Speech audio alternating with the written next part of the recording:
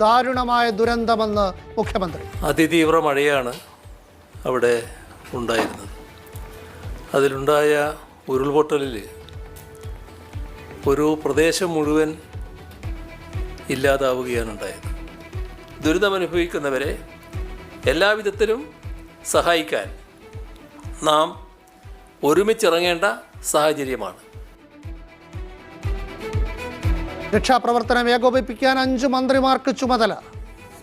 എല്ലാ സഹായവും വാഗ്ദാനം ചെയ്ത് കേന്ദ്രം. പ്രധാനമന്ത്രി മുഖ്യമന്ത്രിയുമായി സംസാരിച്ചു. സംസ്ഥാനത്ത് ഇന്നും നാളെയും ദുഃഖാചരണം.